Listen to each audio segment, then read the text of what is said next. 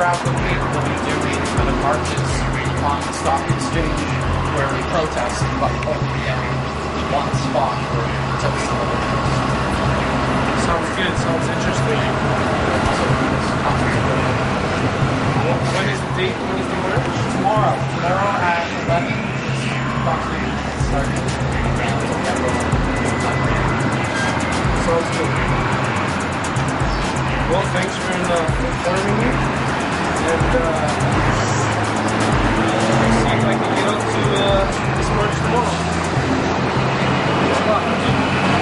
big protest starting tomorrow. You can visit. Alright, other people. Occupy Toronto. Big protest. Occupy Toronto. Okay. Yeah, absolutely. Have you heard about it yet? Oh, yeah, you guys check it. Yeah, great.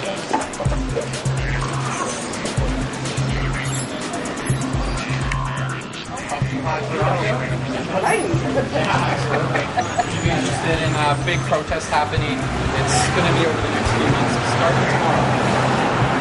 You'll definitely hear about it. Occupy Toronto. See, if you're filming them, they'll definitely take one. That's a guarantee. That's a bonus right there. Normally, it's not everyone taking it.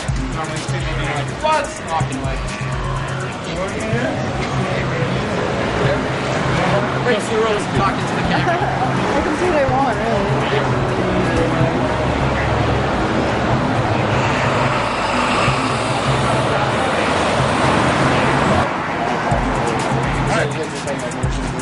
Oh, yeah. Okay, cool. Alright, cool. Thank you. So I'm gonna come back and let you know, okay? Okay, cool. Thank you.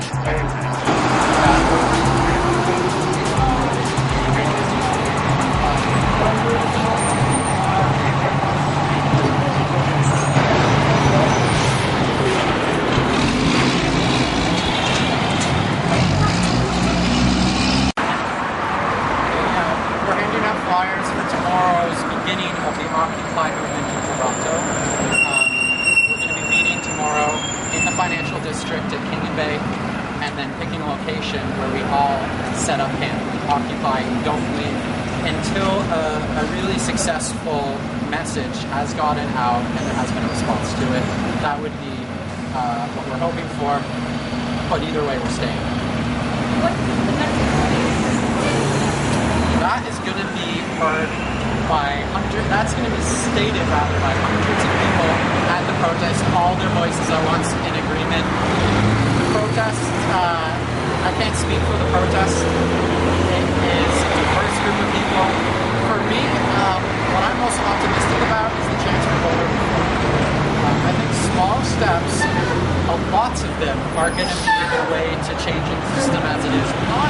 Not so much a single action or single request, but lowering the voting age, adding a what's called a none of the above option to the ballot, which acts as a veto, as well as there's going to be demands on the corporate world. We view corporate greed as being kind of a really problem behind what's happening, because our government tends to support corporations, to support it. It's like a feedback where they only hear each other's voices. This is about breaking the loop, which was in the G20 kind of circle. That didn't happen. This isn't targeting only one thing. This is the whole world.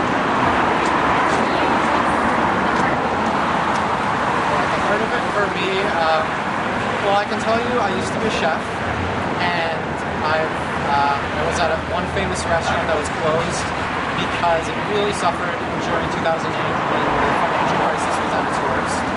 And then I was at another restaurant that had to underpay all of its staff. The working conditions were very dangerous. I actually developed a very serious illness, as well as others. They had to close the restaurant. I won't name names, but it's one of the biggest ones in the city. And then many other examples of seeing how the economy suffering as a whole causes these tiny little problems. You know, sugar increased in cost 50%. Flour went up 100%. And so you have to find ways of cutting corners in other ways, usually with staff. That's a big issue. The economy for our generation, I've been going around saying the economy sucks. Because I go to the financial district. I went to a coffee store there to coffee my fathers, and there were like practically no employees working there. And the lineup, everyone was angry and waiting because they wanted to do their business. And you know that they're just cutting corners. They've only got 2 people where there used to be 6. It's everywhere.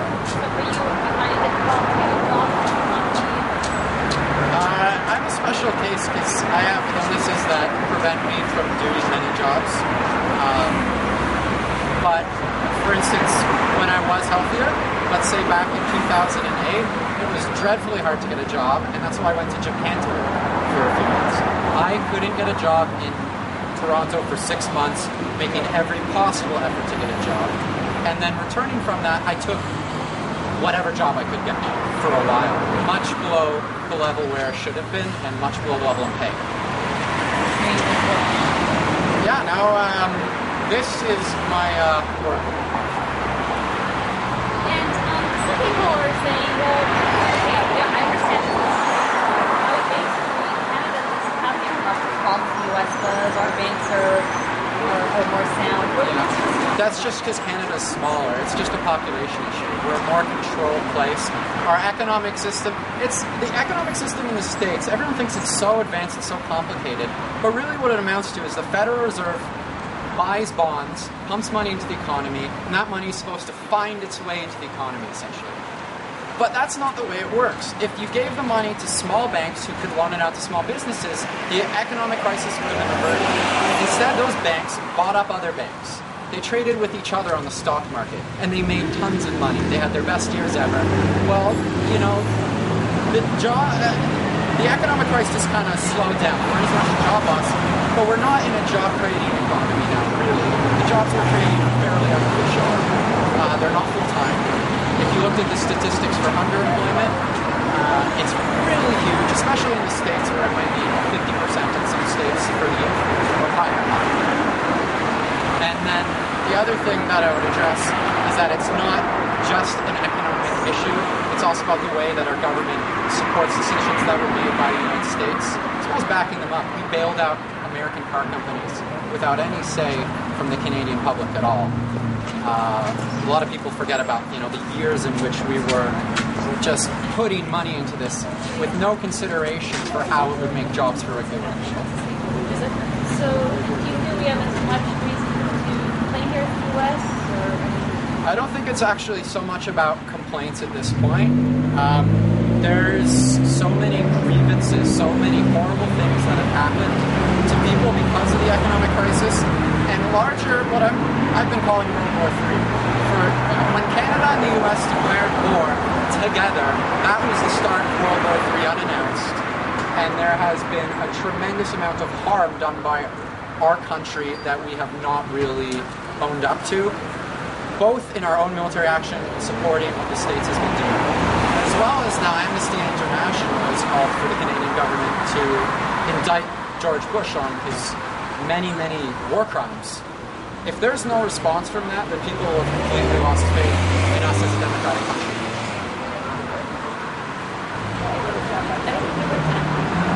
Rock the vote. Don't diss the vote.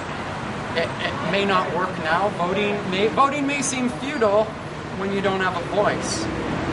But rather than giving up on the system and saying that we need to give up on politics as we have it, just change the system for real.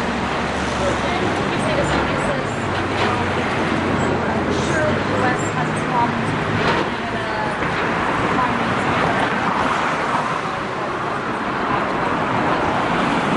Oh, we're front of the unemployment office, go in there and look at the lineup and tell me the economy's better.